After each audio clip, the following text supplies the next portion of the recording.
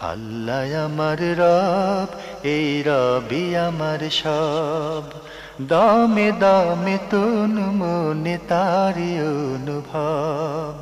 তোমার দুনিয়াতে আমি যেদিকে তাকাই, অথই নিয়ামতে ডুবে আছি সবাই।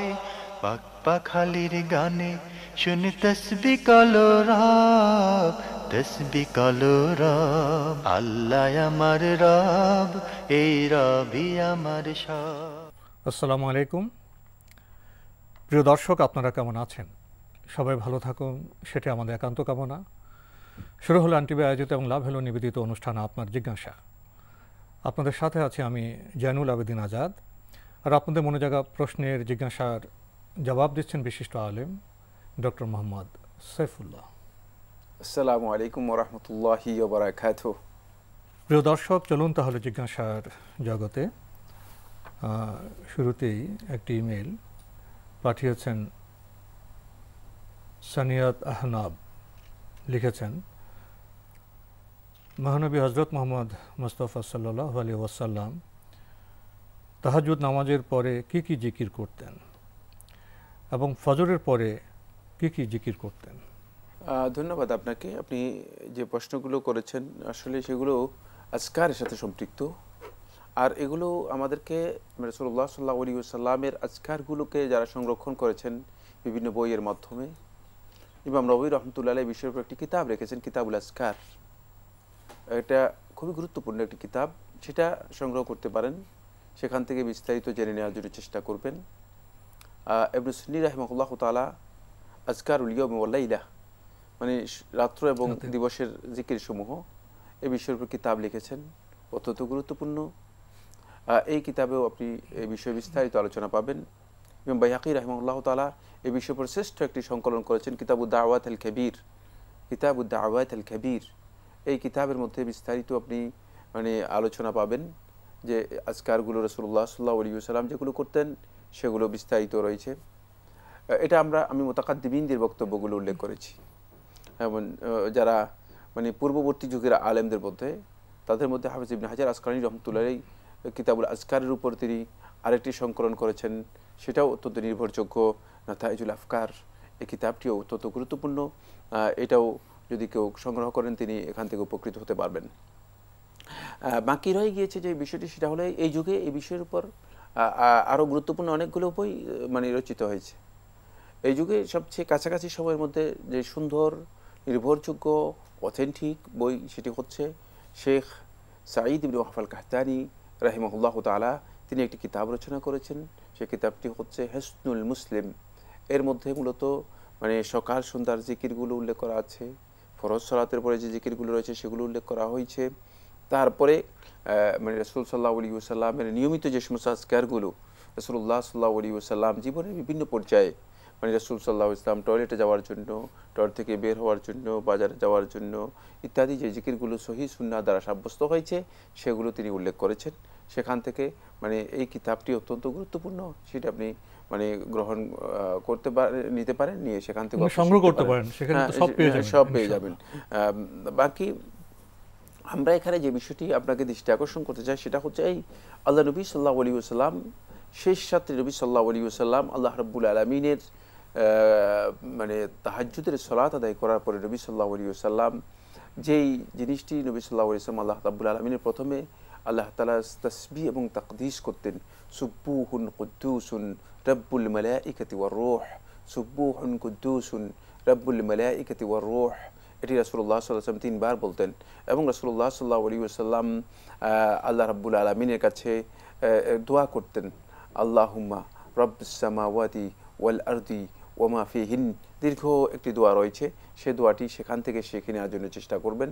রাসূলুল্লাহ সাল্লাল্লাহু আলাইহি ওয়াসাল্লাম আল্লাহুম্মা আনতা কাইয়্যুমুস সামাওয়াতি ওয়াল আরদি ওয়া মান ফিহিন।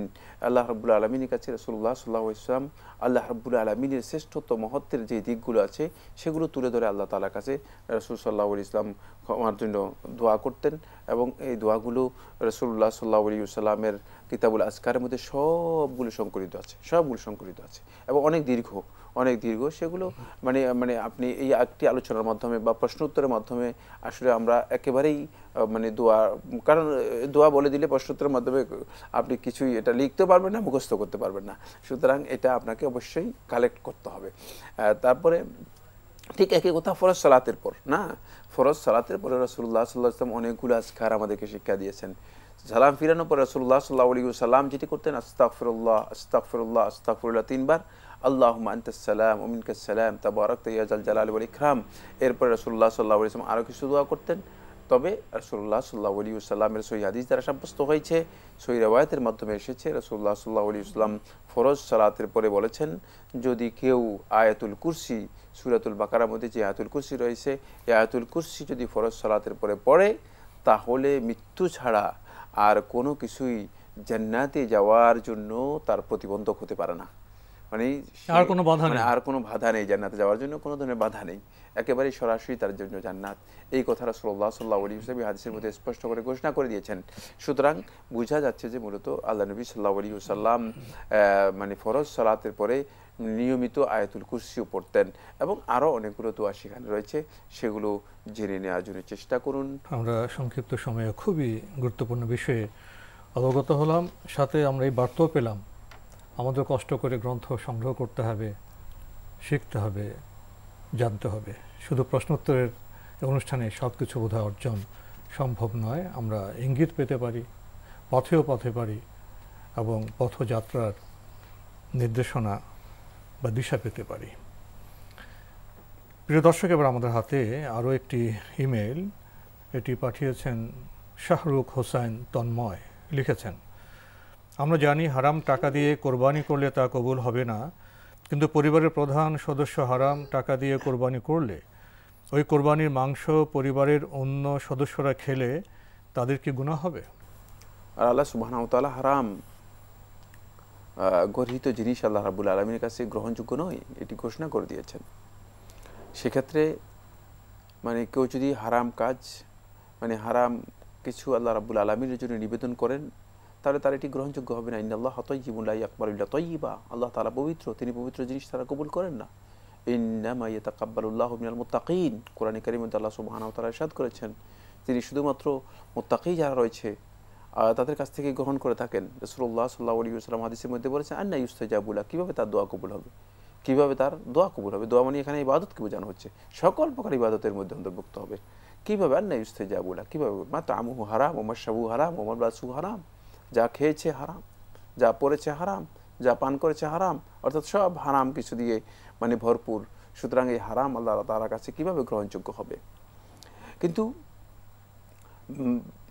পরিবারের প্রধান ব্যক্তি যদি কোরবানি করে থাকেন, আর এই কোরবানি গোশত যদি তিনি মানে তার পরিবারের সদস্যদেরকে খাওয়ার জন্য তাদেরকে মানে ব্যবস্থা করেন, তাদেরকে খেতে দেন, তাদের জন্য খাওয়া জায়েজ, এবং এতে তাদের কোনো গুনাহ নেই, তাদের এতে কোনো ধরনের গুনাহ নেই।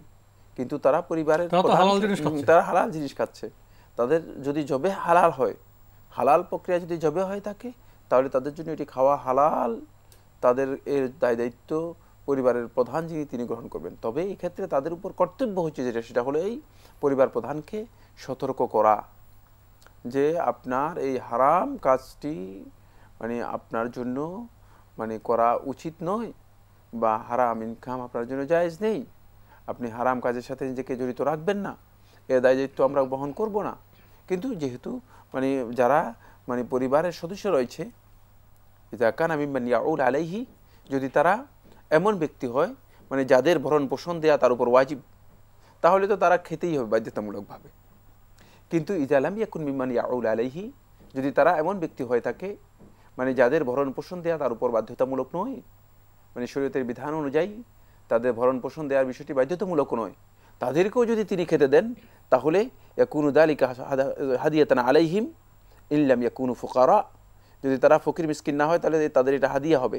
যেহেতু আপনি যে কোনো ব্যক্তিকে হাদিয়া দিতে পারবেন, উপহার হিসেবে ওয়াইন কানু ফুকারা, যদি তারা ফকির হয় তাহলে হাদিয়াতান ওয়া সাদাকা, হাদিয়া এবং সাদাকা হবে, দুটোই হবে। সুতরাং এই ক্ষেত্রে মানে তাদের জন্য এটি গ্রহণ করা সর্বাবস্থায় তাদের জন্য ইসলামী শরীয়তের বিধান অনুযায়ী জায়েজ রয়েছে, এবং তাদের জন্য খাওয়া জায়েজ রয়েছে। তবে যদি সুস্পষ্টভাবে তাদের জানা থাকে যে তিনি হারামের সাথে জড়িত রয়েছেন, উচিত হচ্ছে পরিবারের লোকদের তাকে হারাম থেকে বিরত রাখার জন্য চেষ্টা করা, তাকে দিক নির্দেশনা দেয়া এবং এই ক্ষেত্রে তাকে সঠিকভাবে গাইড করা, যাতে করে তিনি মানে হারাম থেকে নিজেকে বিরত রাখতে পারেন। ভাই তন্ময়, আপনি আরও লিখেছেন, আমি কলেজে পড়ি, ক্লাসে টিচার আসলে আমরা সম্মানের জন্য দাঁড়িয়ে যাই, এতে কি আমাদের কোনো গুনাহ হবে? উচিত হচ্ছে যেটা, সেটা হলো ছাত্ররা দাঁড়াবে না, টিচার সালাম দিয়ে ক্লাসের মধ্যে প্রবেশ করবে, এটা হচ্ছে সুন্নাহ। ছাত্ররা ওয়ালাইকুম আসসালাম, ছাত্ররা ওয়ালাইকুম সালাম সালামের জবাব দিবে, ছাত্ররা বসে থাকবে। কিন্তু মানে আমরা মানে অন্য সংস্কৃতির মাধ্যমে এখানে কি হয়েছি, অনেকটা মানে অন্য সংস্কৃতির মাধ্যমে আমরা প্রভাবিত হয়েছি এমন পর্যায়ে গিয়েছে যে মানে এখন দাঁড়িয়ে যাওয়াটাই মানে অনেকটা মানে আদবে পরিণত হয়েছে, অনেকটা শিষ্টাচারে পরিণত হয়েছে।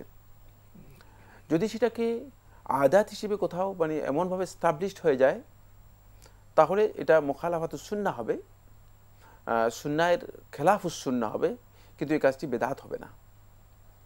বলবেন যে সাইফুল্লাহ ভাই এটা তো বেদাত বলতে পারতেন, বা বেদাত হওয়ার কথা ছিল। বেদাত কেন হবে না? এর কারণ হচ্ছে যেহেতু এই কাজটি ইবাদত সম্পৃক্ত নয়। যদি মানে এটি ইবাদত সম্পৃক্ত হতো তাহলে আমি বলতাম যে এটি অবশ্যই বেদাত হয়ে যেত, কিন্তু যেহেতু এটি আদাতের সাথে সম্পৃক্ত বিষয়, মানে কোথাও এই ধরনের কোনো প্রথা অথবা প্রচলন এস্টাবলিশড হয়ে গিয়েছে যে টিচার ক্লাসে আসলে ছাত্ররা দাঁড়াবে, এটাই স্বাভাবিক কথা, তাহলে সেক্ষেত্রে মূলত এটা খেলাফুস সুন্নাহ হবে, এই কাজটি খেলাফুস সুন্নাহ হবে।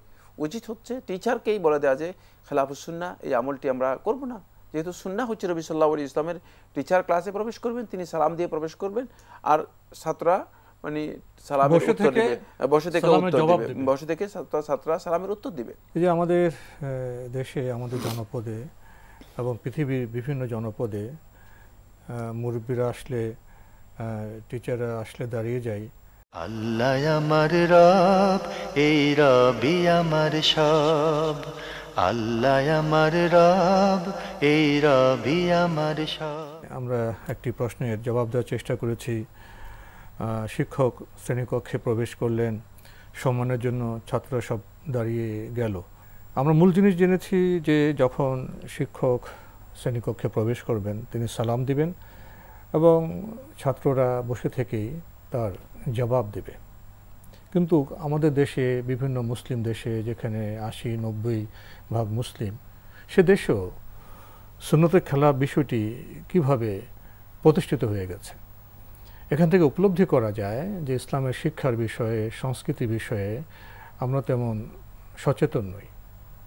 যারা সভ্যতার শাসক, তারা যেটা প্রচার করেন, তারা যেটা নির্দেশনা দেন, আমরা স্বকীয়তা এবং স্বায়ত্তবোধে, আদর্শিক চেতনায় আমরা পুষ্ট না থাকার কারণে, দুর্বল থাকার কারণে, যেখানে যারা দুর্বল থাকবে সেখানে অনুপ্রবেশ ঘটবে। আমাদের এখানে অনুপ্রবেশ ঘটে গেছে। এখন করণীয় কি? করণীয় আমরা নির্ধারণ করতে পারি জানাজানির মাধ্যমে, জ্ঞান চর্চার মাধ্যমে। তো আমরা যদি জ্ঞান চর্চার মাধ্যমে শুদ্ধ বিষয়টি চর্চা করি, তাহলে কয়েকটি বিষয় হতে পারে। আমরা স্বকীয়তায়, স্বায়ত্তবোধে, স্বকীয় আদর্শে উজ্জীবিত হতে পারি। একই সাথে সুন্নতের অনুসরণ করার কারণে যেমন আদব রক্ষিত হবে, শিষ্টাচার রক্ষিত হবে এবং আমরা বোধহয় সওয়াবও পেতে পারি। কোনো সন্দেহ নেই, যদি প্রত্যেকটি কাজের মধ্যেই যখনই সুন্নাহ থাকবে তখন সেটা হয়তো বরকতময় হবে, সওয়াবের কাজ হবে, এবং এর মধ্যে মূলত মুসলমানদের জন্য কল্যাণ রয়েছে, কোনো সন্দেহ নেই। আর যদি আদবের বিষয় হতো তাহলে নবী সাল্লাল্লাহু আলাইহি ওয়াসাল্লাম সর্বোচ্চ আদব শিক্ষা দিয়েছেন। সুতরাং নবী সাল্লাল্লাহু আলাইহি ওয়াসাল্লাম এখানে কেন আমাদেরকে মানে নবী সাল্লাল্লাহু আলাইহি ওয়াসাল্লাম এই নির্দেশনা নিষেধ করেছেন বা এই নির্দেশনা দেননি? সুতরাং এখান থেকে বোঝা যাচ্ছে যেটা, সেটা হচ্ছে এই মানে আমরা সুন্নাতের দিকে আমাদেরকে প্রত্যাবর্তন করে আসলেই আমরা আমাদের কল্যাণ খুঁজে পাবো। মানে কল্যাণের পথ থেকে আমরা দূরে সরে গিয়েছি, বিভিন্ন প্রভাবে, বিভিন্ন সংস্কৃতিতে আমরা নিজেরা এমনভাবে গা ভাসিয়ে দিয়েছি যে মানে আমরা আমাদেরকে যেদিকে নিয়ে যায়, আমরা মনে করেছি যে আমরা মানে গা ভেসিয়ে যেন দিলাম, তো আমাদের কোনো যেদিকে নিয়ে শিকড় যায়। নেই, হ্যাঁ। আমাদের কোনো নোঙর নেই। তো তো এই জন্য মূলত এই পরিস্থিতি তৈরি হয়েছে। এবং আপনি আশ্চর্য হবেন, সেটা হচ্ছে যে আমাদের এমনকি মানে মাদ্রাসাগুলোতেও, মানে দ্বীনি প্রতিষ্ঠানগুলোতেও, মানে এই বিষয়টি এর সাথে এই জন্য অ্যাড করলাম, যাতে করে আমাদের এই আলোচনার মাধ্যমে অন্যরাও মানে মানে সচেতন হতে পারে, বুঝতে পারে যে আমরা যে কেন এই কাজটি করতেছি। মানে মাদ্রাসাগুলোতেও যখন দেখা যায় যে টিচার আসে, তখন ছাত্ররা দাঁড়িয়ে যায়, এটি ইসলাম এবং ইসলামের শরিয়ার যে জ্ঞান রয়েছে, এই জ্ঞানের ব্যাপারে বড় ধরনের অজ্ঞতা এবং মূর্খতার কারণ, আর কিছুই নয়। কারণ শিক্ষক আসবেন, শিক্ষকের পদ্ধতি হচ্ছে শিক্ষক এসে সালাম দিবেন, স্টুডেন্ট যারা আছেন তারা সালামের উত্তর দিবেন। বসে থাকাটা তাদের বেয়াদবি হওয়ার কোনো কারণ নেই। এটা নবী সাল্লাল্লাহু আলাইহি ওয়াসাল্লামের হাদিস, এটা হচ্ছে শিষ্টাচার, মানে এটা হচ্ছে সৌন্দর্য। আর দাঁড়িয়ে যাওয়ার এটা মানে এটা সৌন্দর্যের পরিপন্থী কাজ। আর এই কাজটি মানে নবী সাল্লাল্লাহু আলাইহি ওয়াসাল্লাম এই কাজটাকে তুলনা করেছেন, এটা হচ্ছে অভদ্র মানে চরিত মানে আজমিদের কাজ। নবী সাল্লাল্লাহু আলাইহি ওয়াসাল্লাম হাদিস থেকে পাওয়া যায়, সহিহ বুখারী হাদিসের মধ্যে এসেছে এটি। মানে মানে এই কাজটা মূলত নবী সাল্লাল্লাহু আলাইহি ওয়াসাল্লাম এটাকে অভদ্র কাজ হিসেবে আখ্যায়িত করেছেন। সুতরাং এখানে যেহেতু এই কাজটার সাথে মূর্খতার একটা সম্পর্ক রয়েছে, এটাকে পরিহার করাটা আমাদের উচিত। আমাদের উচিত হচ্ছে সুন্নাহর দিকে আসা। আর যেটা আপনি বলেছেন সেটা তো কোনো সন্দেহ নেই, অবশ্যই আমরা যদি সত্যিকার সুন্নাহ অনুসরণ করি, তাহলে প্রত্যেকটি ক্ষেত্রেই আমরা আল্লাহ রাব্বুল আলামিনের কাছে এর জন্য আজর যে সওয়াব রয়েছে, যে সম্মান রিওয়ার্ডস রয়েছে, সেটা আমরা লাভ করতে পারবো ইনশাআল্লাহ তাআলা। আমরা জানলাম, প্রিয় দর্শক ভাই শাহরুখ হোসেন তন্ময়, আপনি সবশেষে লিখেছেন, শিরক ব্যতীত অন্য কোনো কবিরা গুনাহের জন্য কি চির জাহান্নাম? চির জাহান্নাম কাকে বলা হয় থাকে, মানে এটা আমাদের খেয়াল রাখতে হবে। সেটা হলো কবিরা গুনাহকারী ব্যক্তি যদি তার মৃত্যু হয় এই অবস্থায় যে ওয়াহুয়া মুমিন, মানে সে ইমানদার, মানে মৃত্যু হয়েছে ইমানদার অবস্থায়, তাহলে কোনো ব্যক্তি যত কবিরা গুনাহ করুক না কেন, ওই ইমানের যে কার্ডটা আছে, তাওহীদের যে কার্ডটা আছে, যে আইডি কার্ডটা আছে, এই কার্ডটা পৃথিবীর সমস্ত গুনার চেয়েও ভারী, ওজনদার, অনেক ওজনদার। মানে যত গুনাহ করুক না কেন, সমস্ত গুনার চেয়েও ভারী। কিন্তু ওই আইডি কার্ডের মানে পাওয়ারটা এই গুনাহগুলো কি করে দিবে, আস্তে আস্তে ওই পাওয়ারটা কমাই দেয়। মানে এটার ওয়েট কমে আসে, ওয়েটটা ভ্যালুটা আস্তে আস্তে কমে আসে গুনার কারণে। কিন্তু আইডি কার্ড থেকে যাওয়ার কারণে অবশ্যই সেই ব্যক্তি কোনো না কোনো এক পর্যায়ে চিরস্থায়ী জাহান্নামী হবে না, জান্নাত লাভ করতে পারবে। শাস্তি হোক, মানে একটা পর্যায়ে গিয়ে সে অবশ্যই জান্নাত লাভ করতে পারবে। কিন্তু কবিরা গুনাহ এমন কবিরা গুনাহ, যে কবিরা গুনাহর মাধ্যমে তিনি ঈমান থেকে খারিজ হয়ে যাবেন, আইডি কার্ড ইনভ্যালিড হয়ে যাবে, আইডি কার্ডের ভ্যালিডিটি হারিয়ে যাবে, আইডি কার্ড মূল্যহীন হয়ে যাবে, আইডি কার্ড নষ্ট হয়ে যাবে, তাহলে কিন্তু এই ব্যক্তি চিরস্থায়ী জাহান্নামী হয়ে যাবে, এতেও কোনো সন্দেহ নেই। খেয়াল রাখতে হবে যে তাওহীদ বিনষ্টকারী অথবা ইসলাম বিনষ্টকারী অথবা ঈমান ভঙ্গকারী এমন কোনো কাজ, কবিরা গুনাহ যদি কেউ করে থাকেন, তাহলে তিনি কিন্তু মানে তার আইডি কার্ডই শেষ। যেমন একজন ব্যক্তি মানে তিনি সুদী কারবার করতেছেন, কিন্তু তিনি মনে করতেছেন যে আমি সুদী কারবার করতেছি, সুদী কারবার মানে জায়েজ, কোনো অনুতাপ নেই, কোনো অপরাধ বোধ নেই এবং জায়েজ, তাহলে কিন্তু তার আইডি কার্ড শেষ। কবিরা গুনাহের সাথে মানে মানে দুইটাই শেষ হয়ে গিয়েছে। যদি কেউ মনে করেন যে রাসূলুল্লাহ সাল্লাল্লাহু আলাইহি ওয়াসাল্লাম অথবা সাহাবায়ে কেরামদেরকে মনে করে থাকেন যে না সাহাবায়ে কেরামরা মিথ্যাবাদী, এটা কিন্তু কবিরা গুনাহ। সাহাবায়ে কেরামদেরকে মর্যাদা করেছেন এবং সাহাবায়ে কেরামের আদালতের ব্যাপারে বলছেন যে না, সাহাবীদের আদালতের বিষয়ে আমার সন্দেহ রয়ে গিয়েছে, তাহলে সেই ব্যক্তি কিন্তু তার আইডি কার্ড নষ্ট হয়ে যাবে। যে সমস্ত কবিরা গুনাহের কারণে তার মূলত বেতাকাতুত তাওহীদ, তাওহীদের কার্ড নষ্ট হয়ে যাবে, অথবা বেতাকাতুল ঈমান, ঈমান ভঙ্গ হয়ে যাবে, তাহলে কিন্তু সেই কবিরা গুনাহ চিরস্থায়ী জাহান্নামী হয়ে যাবে। কিন্তু যে সমস্ত কবিরা গুনাহের মাধ্যমে ঈমান নষ্ট হয় না, এই সমস্ত কবিরা গুনাহ যদি কেউ করে থাকেন আর তার যদি মৃত্যু হয়, তওবা ছাড়া যদি তিনি মৃত্যু হয়ে থাকেন, ফাহুয়া ফি মাশিয়াতিল্লাহ, এই মাসালাটি খুবই গুরুত্বপূর্ণ। এটা ফাহুয়া ফি মাশিয়াতিল্লাহি তাআলা ইনশাআ ইয়াগফির লাহ ওয়া ইনশাআ ইউআযিবহু, আল্লাহ রাব্বুল আলামিনের মাশিয়াতের মধ্যে, ইচ্ছার মধ্যে সে চলে যাবে। ইচ্ছা করলে আল্লাহ মাফ করতে পারেন, ইচ্ছা করলে মাফ আল্লাহ নাও সুবহানাহু করতে ওয়া পারেন। তাআলা ক্ষমা করে দিতে পারেন। বান্দার ছোট্ট একটা কাজের জন্য ক্ষমা করে দিতে পারেন। এখানে আমি, আপনি অথবা কোনো আলেমের অথবা কোনো বুজুর্গের অথবা কোনো কুতুবের কোনো ধরনের ইখতিয়ার নেই, কোনো ধরনের মানে উনি কিছুই করেন নাই। তাদাখুল করার, মানে এখানের মধ্যে কোনো ধরনের অনুপ্রবেশ করার কোনো অধিকার নেই, যে মাফ করবে না একথা বলার কোনো অধিকার নেই। আর সেটা হাদিস দ্বারা প্রমাণিত হয়েছে, সুস্পষ্ট বক্তব্যের মাধ্যমে সহিহ বুখারী রিওয়ায়াত দ্বারা বর্ণিত হয়েছে। মানে আল্লাহ রাসূল সাল্লাল্লাহু আলাইহি ওয়াসাল্লাম বলেছেন, বেশ্যা নারী বনি ইসরাইলের ব্যভিচারে লিপ্ত থাকতো সব সময়, একটি কুকুরকে শুধুমাত্র পানি পান করিয়েছে, কুকুরকে পানি পান করিয়েছে, এটা আল্লাহ তাআলার কাছে পছন্দ হয়েছে, আল্লাহ রাব্বুল আলামিন তাকে ক্ষমা করে দিয়েছে। সুতরাং যদি আল্লাহ সুবহানাহু ওয়া তাআলা কাউকে ছোট্ট একটা কারণে ক্ষমা করে দেন, এখানে আমার কিছুই করার নেই, এটা আমার দায়িত্বের মধ্যে পড়েন, এটা আমার আল্লাহ রাব্বুল আলামিনের দায়িত্বের মধ্যে পড়েন। তিনি মহান, তিনি সবাই ইচ্ছা করলে সমস্ত কবিরা গুনাহকারী এই জন্য ভালো কাজ করার চেষ্টা করা উচিত আমাদের, ক্ষমার ক্ষমা জন্য। করে দিবেন। ইচ্ছা করলে আল্লাহ সুবহানাহু ওয়া তাআলা ক্ষমা করবেন, আমাদের শেষ করতে ইচ্ছা করলে হবে। আল্লাহ রাব্বুল আলামিন তাকে শাস্তি দিবেন।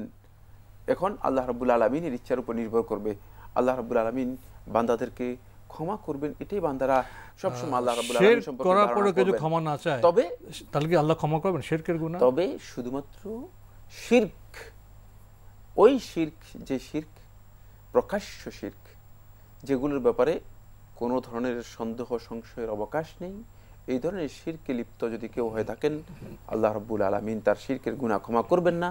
কোরআনে কারীমের মধ্যে স্পষ্ট করে আল্লাহ সুবহানাহু ওয়া তাআলা বলে দিয়েছেন, ইন্নাল্লাহা লা ইয়াগফিরু আন ইউশরাকা বিহি ওয়া ইয়াগফিরু মা দুনা যালিকা লিমান ইয়াশা। আল্লাহ রাব্বুল আলামিন তার সাথে যদি কেউ শরীক করে থাকেন, তাকে আল্লাহ রাব্বুল আলামিন ক্ষমা করবেন না। সুতরাং শিরকের গুনাহ আল্লাহ সুবহানাহু ওয়া তাআলা ক্ষমা করবেন না। ওয়া ইয়াগফিরু মা দুনা যালিকা লিমান ইয়াশা, মানে শিরকের নিচে যা আছে সবগুলোকে তিনি ক্ষমা করে দেবেন। এখান থেকে বোঝা যাচ্ছে যে মানে কবিরা গুনাহকারী ব্যক্তি যদি তওবা নাও করেন, তিনি আল্লাহ রাব্বুল আলামিনের কাছে ক্ষমার তিনি কি করতে পারেন, আশা করতে পারেন, ক্ষমা পেতে পারেন। শিরক করার পর যদি তওবা করেন, তাহলে তো আল্লাহ ক্ষমা করে দিতে আর পারেন। শিরক এবং অন্য সমস্ত গুনাহের ক্ষেত্রে তওবা যদি করেন, আল্লাহ রাব্বুল আলামিন বান্দাদেরকে ক্ষমা করবেন, কোনো সন্দেহ নেই। তো আজকে আমাদের এখানে শেষ করতে হচ্ছে। আপনাকে অনেক ধন্যবাদ। আপনাকে অসংখ্য ধন্যবাদ। প্রিয় দর্শক, আমরা এতক্ষণ দেখছিলাম এনটিভি আয়োজিত এবং লাভ হলো নিবেদিত অনুষ্ঠান আপনার জিজ্ঞাসা। আমাদের অনুষ্ঠান আপনারা এনটিভি অনলাইনেও দেখতে পারবেন, ভিজিট করুন www.ntvbd.com। এছাড়া ইউটিউবে এবং আমাদের ভেরিফাইড ফেসবুক পেজে অনুষ্ঠান দেখতে পারবেন। শেষে এসে কবিরা গুনাহ, শিরক প্রসঙ্গে আমরা আজকে গুরুত্বপূর্ণ আলোচনা শুনেছি। দীর্ঘ আলোচনার দাবি রাখে আমরা কিছু সময় নিয়েছি, হয়তো কিছুটা আপনাদের কাছে স্পষ্ট করতে পেরেছি। বাকি বিষয়গুলো আমাদের নিজের চেষ্টায় জানতে হবে। যারা জ্ঞানী আলেম আছেন তাদের কাছেও আমাদের যেতে হবে। চিঠি লিখুন, প্রশ্ন পাঠান আমাদের ঠিকানায়। পরিচালক আপনার জিজ্ঞাসা, এনটিভি, বিএসসি ভবন, 7ম তলা, 102 কাজী নজরুল ইসলাম এভিনিউ, কারওয়ান বাজার, ঢাকা 1215। আপনারা ইমেলও করতে পারেন। আমাদের ইমেল অ্যাড্রেস আপনার জিজ্ঞাসা @ntvbd.com। প্রিয় দর্শক, মহান আল্লাহ আমাদের সবাইকে নিরাপদে রাখুন, রাখুন শান্তিতে। আসসালামু আলাইকুম। আল্লাহ আমার রব, এই রবি আমার সব, দামে দামে তুন মনে তারি অনুভব। আল্লাহ আমার রব, এই রবি আমার সব।